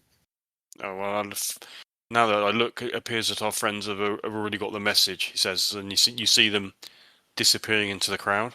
Well, seems to have done the trick, officer. Thank you. They obviously realised that they weren't going to be an easy mark, so I'll flag down a taxi. I'm glad to be of assistance. Have a good day, sir. You too. Thank you. Keep up the good work. Okay, you jump into the taxi. Where are you heading? Do we head back to the hotel? Yeah. I think we should go for a celebration for the first time we've actually managed to get away from someone without either killing us or getting ourselves killed. Yeah. Or them, killing them. Okay, you head back. Hotel. We're going to run out of hotels, aren't we? Well, if we picked them up at the museum, and I don't think anyone would know that we're at this hotel. No one's been looking for us magically since the other night. I think we're safe for the moment. Again, with the qualifications. I'm sure that we're safe. Again. Well, we don't know when they pick. But it doesn't reassure to say you're sure after you've just said you're not sure. I'm sure that I'm not sure. Why take the risk? Okay, you jump out of the taxi at the Midnight Lotus. The rain has thankfully subsided, but the weather is humid. It's about 25 degrees actually. So you head into the hotel and you find yourself in the small but attractive lobby of the Midnight Lotus. You're going to head up to the second floor where your room is? Yeah. Okay. The first thing you notice when you alight the staircase to the second floor is that the door isn't open, much to your pleasure. You head across to both of your doors and open them, and you see that the room is as you left it. I presume that the chest is in Sir Edward's room because he's the one who keeps accessing the tomes, I guess. Or is it in Lucky's room because he's the one who knows how to open it without it blowing up? I think it's probably safer. More likely to be that, isn't it? Yes, I think so. So you're operating in some sort of library scenario where Sir Edward has to come and take a He book does it. out. I can stamp them in and out for him. Yeah, that's his reference library. Look down your glasses at him as you stamp them. Yeah. When he comes in, I'm going to go shh. Okay. Also, I want to try and maintain some control because while he was ill, every time we came back, he was sleeping with a tome next to him, and quite honestly, I don't trust him not to like some kind of addict, mainline every single book we've got in one night. Yeah, and be a gibbering wreck in the morning. So we've got to kind of like you wake up with a whole posse of Cthulhu creatures in the bedroom. I have to limit my page time. Exactly. Okay, but yeah, joking aside though, you're very relieved to find that your rooms have not been breached in any way. Should we stay here for another night at least? Because if they knew we were staying here, there'd be a good chance they'd be watching the hotel. They're going to have more than. Or they hadn't had an opportunity to report back. It's just that there's a risk in moving as well, isn't there? And that we're only visible. to an extent. My concern is we need to be lucky all the time. They only need to be lucky once. There's a joke there somewhere with that coming from Lucky, but you are lucky all the time. I am lucky all the time. It says it on your character sheet. I think we should move. I might be lucky. It doesn't say much for you guys. Yeah, we need the chest to be safe every time we leave it, or as safe as it can be. Do we need a higher end hotel with better security, somewhere we can deposit it? Well, let's start going to classier hotels then with strong rooms. Let's do that. Safer. Not packing or we put it in a bank, so we don't have to keep carting it around. I think it's bank time.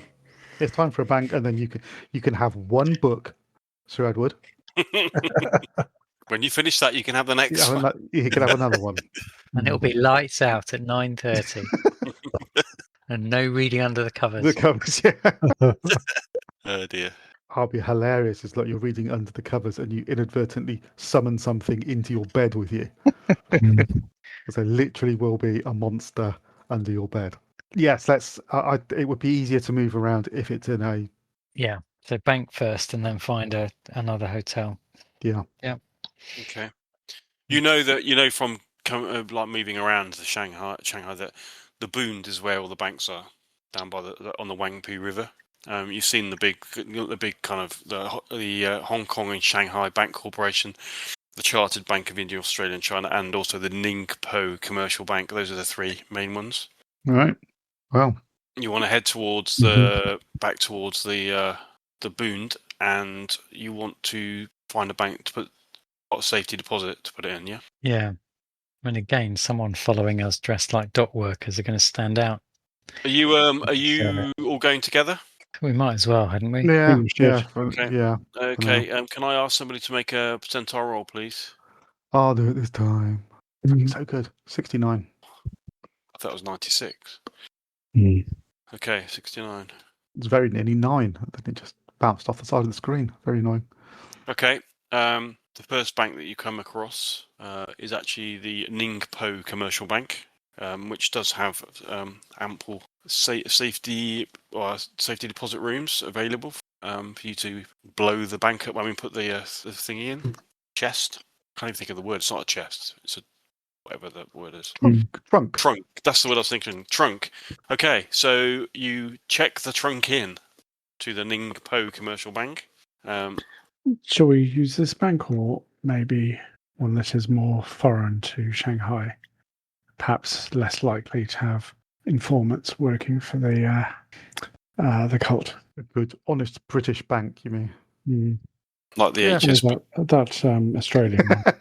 PT, yeah. I'll bow to your greater banking knowledge, Sir Edward. Yeah, I Just can't believe we're stressing. You're standing on the boon, having a discussion about which bank which should we. What's the interest rate like in this? Well, No, we don't want This to one go you with get the you get Midland. an introductory offer and a subscription Mm. to Disney Plus with this one. Yeah. We don't want to go to the Midland Bank because they're always Get a listening. free on trip. Let's go for the conversations. one. Let's try and fly one that gives you a free trip to Grey Dragon Island. Okay, so are you happy with Ningpo Commercial Bank? I love it. Yes, let's do Okay. that. Yeah. Right, you've checked. Okay, so the only item that you've got back in the room then is just the one book that Sir Edward is currently reading. Okay. Plus the Iambi scepter that he carries. Yeah, plus with the him. thing. Yeah, plus the stuff you normally carry, but the stuff that would normally be in the trunks, obviously the books. You've only got one book. The rest of the books they're in the Ningpo. Okay, great. So you've done that. Excellent. What next? Another hotel. Okay. Are you going high end this time? There are lots of hotels on the Boon. We might as well. The fewer trips we have to make to go back and forth, the less chance of them picking us up randomly on the street. Mm-hmm. Okay. Mm. Okay. The biggest luxury hotel on the Boon is the Palace, which is a 5-star hotel. We're going to be burning through all our money, but yes. Yeah, you will. That will erode your cash, but you feel like from a safety and security perspective, it's going to be the best one. Yeah, let's do that. We might only be alive for a couple of days anyway, so spend it while you got it. Okay. I mean, life. The most modest rooms that we can get, though. Yes. Oh, you don't want a suite? Not this time. No. Okay, so do you want separate rooms? Do you, or two twins again? Two twins on the same floor, not ground floor. Yeah. Well, there are 6 floors on this hotel. So you adjoining don't if possible. So Yeah. Okay, you get adjoining rooms on the second floor, 2 twins. The kind of going into the Palace Hotel is a completely different world to even the Astoria is nothing compared to this. This is like this is the Ritz of Shanghai. As soon as you get in, like the porters run up to you. Anything you're carrying, they offer to take it off you. You basically are weighted on head, foot, and finger the whole time you're there. But you're shown up to your rooms by a bellboy, and you go into your large, impressive quarters overlooking the Wangpu River, and it's a lovely hotel. What are you going to do once you've checked in there and settled in? And you've had lunch. Well, you already had lunch earlier on, didn't you? So the day is it's about like probably about 2:00 by the time you've relocated again. Where next? Or what next, even? Well, I think I do need to do a little light reading in the afternoon. Okay. So we go and see the lady we've been putting off going to see her. Yeah, there's 2 nettles that need to be grasped. There's the nightclub and the undoubtedly tiny lady crime boss. Okay, if we're going to go and see her, how do we approach it? We maybe need to plan before we go there. Well, we talked before about possibly seeing if she would be interested in buying one of the tomes, perhaps one of the ones that we no longer have a use for. Or trading one for information. Or maybe something. Do we have anything else that might be of interest to her, but is more mundane? We have artifacts that aren't either magical in nature or contain magic that can be learned. I'd be reticent to give her, unless we can avoid it, give her something that provides forbidden knowledge to her. We have face masks, we have claws, we have. I think Chang described her to us as she knew more about folklore and the occult than many. She was a former flower girl, gathered information, has an interest in folklore and the occult, but we need to be respectful of her and find some way of getting her interest. So yes, I mean, well, let's start low and then move. Don't we'll show her a bit of leg and see how far we get. What do we have? Interesting analogy. What do we have that might be of interest to her, but is of least interest or use to us. We do have Apart some from books legs. legs. We do have books that are contain histories but don't contain magic that we have finished with, do we not? I think so. Must admit, I've rather tried to avoid these tomes. Yeah, well, yes. I think we need to look back through and decide which ones. What, the tomes that you just taken and put in the bank, you mean? That's the ones. But I think we probably, I'm just looking through my notes. I mean, even the history ones, they contain information. Yes, but information, I'm not going to... information is one thing. But being able to cast a spell is something, an additional level beyond what we want to... The fewer people that are able to do that, the better, as far as I'm concerned. But I'll help you out here. The tomes that you have, that you haven't been identified as having any kind of incantations in, is the Africa's Dark Sects, which is the first one the first one that you found. Huh? I think that might have an incantation. It's not something I was able to learn. You don't know. Yeah, you never actually read enough of it. Have we read any of these? Have any of them been read completely yet? The only one that's been read completely is Amongst the Stones, which was read by Bert completely, and that was all about Nyarlathotep and her adornments. It didn't have any spells in it. What can I say? I'm a voracious reader when I get started. It was poetry. It was poetry. Yeah. Well, why don't we start with mundane items and then move up to Amongst the Stones? Yeah. Life as God as well. Yeah, Life as God. Yeah. That's another one that was dealing with Egypt again. Yeah. And then there's the French one, the Livre d'Yvonne. That we haven't yet. Yeah, you haven't looked at that yet. The Life as a God is bound in human skin and has an inverted ankh on the cover, though. Okay. So I don't know whether that changes things. Well, that might. But we've read it. Our interest. Yeah. That's more than a bit of leg. Yeah. Well, it could be a bit of leg. We don't know. Oh, that's really bad.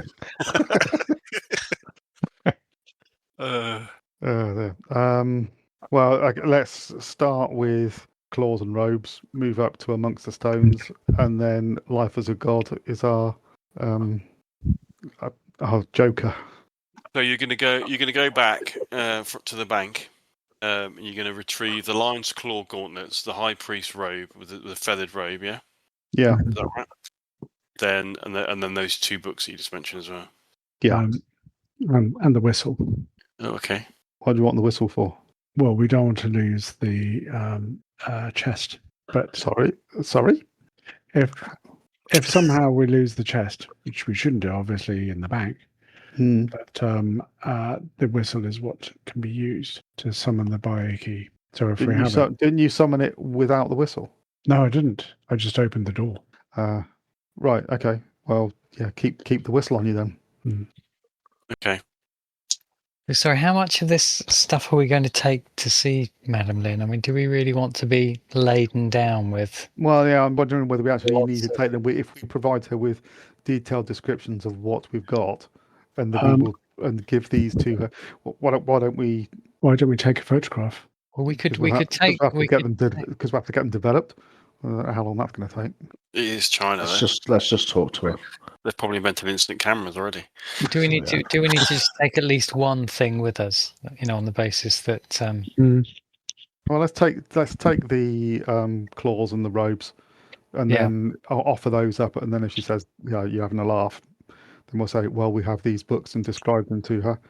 And then, we'll start with Amongst the Stones. So we've got that. If you're interested in that, and that's our negotiating stance. Okay. Yeah. So we'll only take the robes and the claws.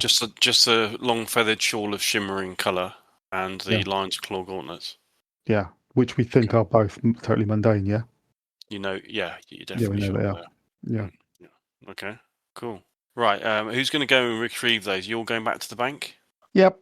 Okay. Can I get you to roll somebody to roll a percentile dice then, please? Go, Sir Edward. 33. Okay. A bit more like it. Thank you. Okay, you make your way back to the bank, retrieves the items that you just mentioned. So the 2 mundane items plus the whistle, and then what are you going to do next? Did we head directly to Madame Lynn rather than returning to the hotel and Yeah, I think so. laying a trail? Yeah. Where was Okay. she? You were given her address by Miss Chang, and she lives in the old city. Oh, Yuan Road. I Yeah, think. that's it. Which House is of Quiet Repose, is it? there. Okay, Where was that? it's there. 31. Correct. Okay, you head that way. As you exit the Shanghai International Settlement, you come across the old part of the city, which has has a wall that runs all the way around it, which obviously now has roads that go through it. So you can see that kind of circular road that encompasses the where the old wall of the city were, and it is surprisingly different once you entering the old city. The roads are a lot more crowded and a lot more alleyways, older buildings, obviously a lot more traditional Chinese buildings, and indeed very few foreigners here. You'd say like, at least 90% of the people here are Chinese. So it does feel a lot more authentic, as it were, but also a little bit more threatening as well. You don't really see much in the way of any police or authorities, and you feel like you're going to stick out a little bit more here. Obviously, you're foreigners in the middle of the old Chinese city, but you are in the taxi, so you head to your destination. You are presently come up turn off the bustle of Yuyuan Road, and the taxi driver stops, and he just points to a narrower lane that leads to looks like a whitewashed house at the end. You pay the taxi driver, and then you head down the lane, I presume.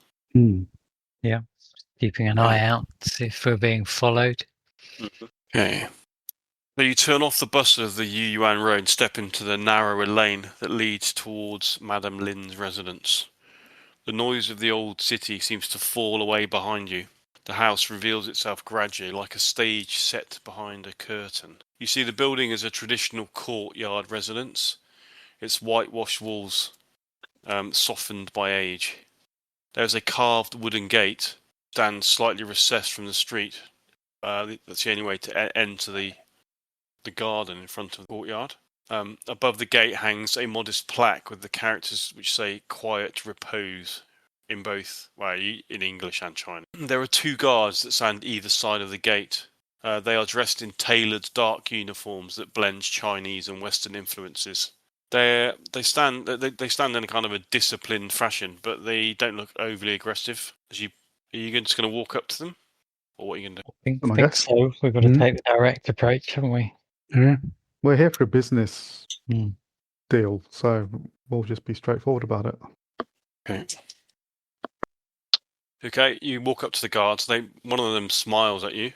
They both have like pistols on their belts and also short swords. How may we help you, sir? Good afternoon, gentlemen. We were hoping for an audience with Madame Lin. We have some artifacts that she may be interested in. Do you have an appointment, sir? Sorry to say we don't, but we were hoping to see her. I'm sure she'll be interested in what we have. Does she know you? No, not yet. I see. Smile. What kind of thing are you wanting to talk to her about? She's a Well, very busy lady, as you can well imagine.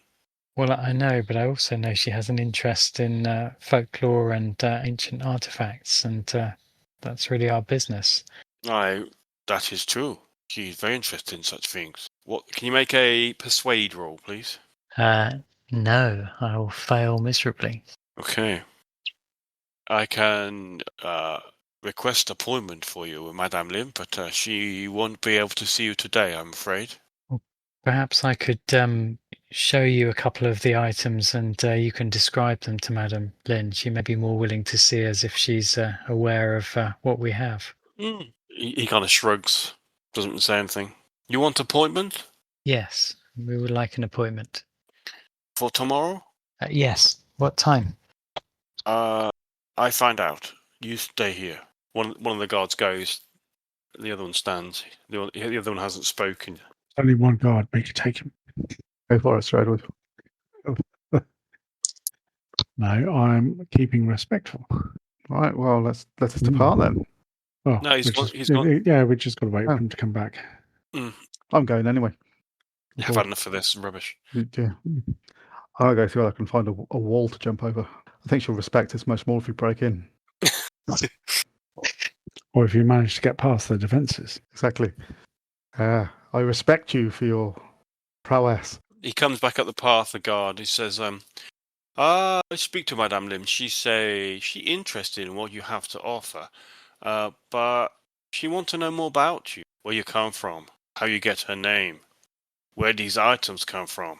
Well, I'd be happy to share that with her, but much rather speak to her directly if we could. You not understand. You have to persuade her to speak you. She very busy lady. Lots of things to do. Where you come from? Well, I'm sure you can tell by my accent. I'm a dealer in artifacts from the United States. Ah, I see, yeah. You American, yeah. And your friends? They not say much. No, you're right. They don't. I am from Britain, and I have quite a large interest in folklore and the occult. Built up quite a knowledge over the years. And what are your names? My name's Lockhart. Ah, Mr. Lockhart. He takes out some paper. He writes your name down. You American, Mr. Lockhart. You antique dealer. You come see. You come. Where you get Miss Lynn's name from? Well, we were given her name by Mr. Chang. Ah, yeah. Yeah, me know Mr. Chang. He work for newspaper. He does. Okay. And your friends? They come from. You come from Britain, you say? Yes, exactly. And your name? Fitzwarren. Ah, Mr. Fitzwarren. Okay, he writes. And you? He looks at you, Lucky. Leech. English. Your friend? Why you all come together? Well, myself and my colleague here, I'll nod at Bert, very much like you, we ensure that our employers are safe. Ah, I see. Carry the bags. He points. He points at Jacob and Sir Edward. They brains you muscle. I'll smile. I'll lean on my walking stick. Exactly. Not as young as I used to be. You come to show these things for Madame Lynn to buy? If she's interested. Okay. And possibly we might be able to enter into a more long-term business arrangement. I often find myself in possession of interesting artifacts and interesting items. It may lead to a more productive relationship. That's something she may definitely be interested in. Well, we'll see, won't we? You have to be. You can't be too careful. There are lots of how you'll say charlatans. Madame Lynn has not enough time to waste for people who. These items are authentic. I believe you. So what time shall we return tomorrow? Can you make a persuade roll again, please, with a bonus die this time for mentioning you being an antique? Oh, have you got a card? Yeah, will do. Yeah, I might as well give the card. Yeah, ask you for a card. Does it have to be a persuade roll, or can I use a charm? Yeah, you can use a charm if you like. Okay. It would have been an ordinary success for a persuade, and it is an extreme success for a charm. Okay, you hand over your card, and he says, "Yes, well, I think Madame Lim might be interested to speak to you. You're American. You're antique dealer. She says she interested. You come in, but you first show. You must not take no weapon. You no guns or knives." The other one steps forward, starts searching you. Please hand over any weapon you have. You muscle. You must have weapon. Okay, I'll hand over my pistol. Okay, they're going to frisk you before you go in. Yeah, so Yeah, that's fine. Okay, Yeah. well, in which case I'll also hand over everything else I'm carrying. So, yep, The submachine gun, the grenades. yeah. I remember. I think it must have been a Maverick film years ago when they said hand over your weapons, and it's about sort of 5 minutes of taking weapons out of every Yeah. concealed corner. Yeah. Well, So- I'm tooled up as well, so Yes. I've got to hand over my weapon too. Okay. Yes, so I'll give them my pistol, and if you may want to hold on to my walking stick. Okay, they take all the weapons from you, like laughing amongst themselves about how many, and then I'm you're not- shown. I'm not Douglas. I'm not carrying that many. No.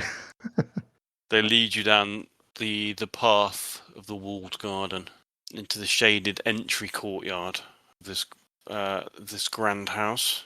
You are shown through a short, cool corridor and into a parlour that feels like stepping into another world. One carefully arranged to soothe, impress, and disarm all at once.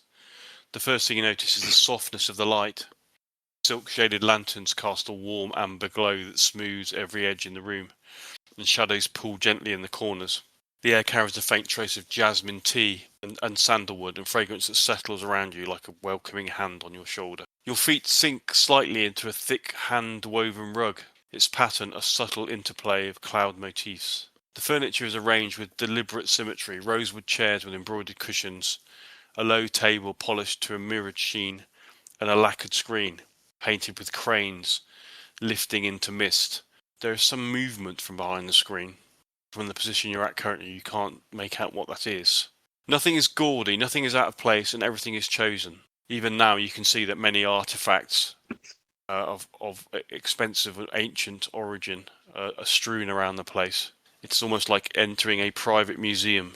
You're told to sit, and Madame Lin will be with you shortly. You're offered tea, and wait for your host's arrival. And then Madame Lin enters.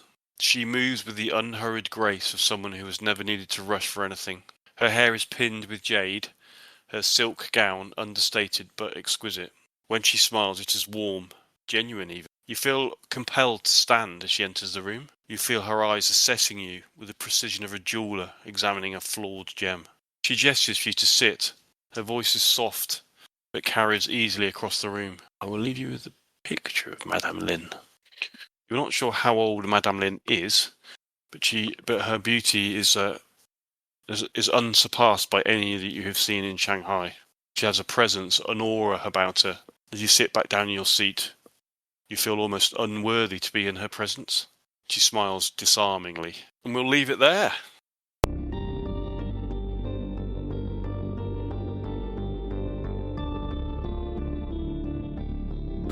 How much help will the mysterious madam be? Will Sir Edward summon a Bayaki? Find out next week on Steady Rolling Man presents The Masks of Nyarlathotep.